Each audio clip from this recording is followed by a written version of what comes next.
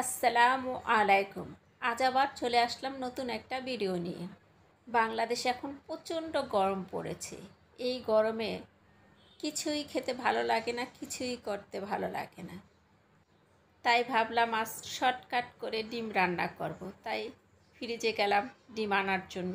গিয়ে দেখি ডিমের এই অবস্থা। কারণ কি, ডিম এরকম বরফ হয়ে গেছে, শক্ত হয়ে গেছে। কারণটা কি? কারণটা খুঁজে দেখলাম, বারবার ফ্রিজ খুলে আমার দুইটা বেবি আছে, তারা কি করেছে, ফ্রিজের পাওয়ারটা বাড়িয়ে দিয়েছে। তাই আমার ডিমগুলো এরকম বরফ হয়ে গেছে।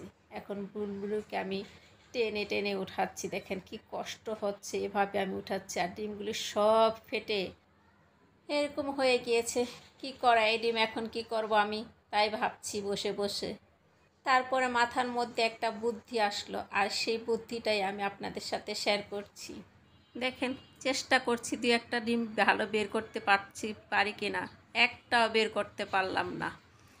তারপরে বুদ্ধিটা কাজে লাগানোর জন্য নিয়ে আসলাম একটা পলিথিন ব্যাগ। পলিথিন ব্যাগের মধ্যে সবগুলো ডিম আমি এভাবে ঢুকিয়ে নিচ্ছি, ঢুকাচ্ছি আর মনে মনে বলছি, হায় রে গরম, তুই কবে যাবি, কবে যাবি? এই গরমের অত্যাচার ভালো লাগছে না, সব দিক দিয়েই নষ্ট হচ্ছে জিনিসপত্র।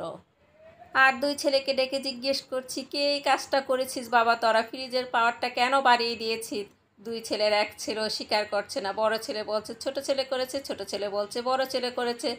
এদের দুইজনের কীর্তি কারখানা দেখে আমি চুপ করে বললাম, আর কি বলবো এদেরকে, কেউই তো স্বীকার করছে না।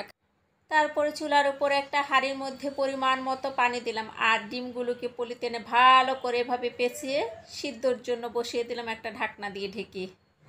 ডিমগুলো সিদ্ধ হওয়ার পর আমি গেলাম বাজারে, কারণ প্রতিদিনের ডিউটি, বাজার তো করতে হবে, খেতে হলে বাজার করতে হবে। বাজারে গেলাম, বাজারে গিয়ে দেখি নানান ধরনের সবজির নানান রকমের নাম। খালার সাথে আমার কিছুক্ষণ কথা বললাম। সাথে দেখি বসে আছে গোলাপ ফুল নিয়ে দেখেন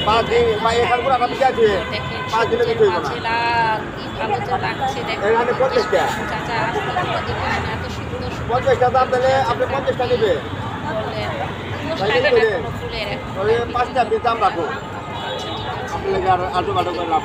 লাগলো। এ পাশে আবার চোখ সরিয়ে দেখে আরেক খালা বসে আছে আরো সুন্দর ফুল নিয়ে। আমার তো খুবই ভালো লাগলো, মন চাইলো কিছু কিনে নিতে।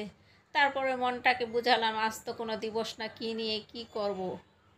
তারপরে দেখি এমন টসটসা সুন্দর সুন্দর লেবু, দেখে তো চোখ দুটা ভরে গেল। সেখান থেকে জিজ্ঞেস করলাম, লেবুর হালুই কত করে? লোকটা বলার পর আমি কিছু লেবু এখান থেকে নিলাম। একটু দূরেই যেতে দেখি বসে আছে তালালা, হরেক রকমের তাল নিয়ে, ছোট বড় মাঝারি সেজুরে এক একটার আবার এক এক দাম। আল্লাহ হাফেজ। আজকের মতো ভিডিওটা এখানেই শেষ। আবার নতুন ভিডিও নিয়ে আপনাদের মাঝে চলে আসবো।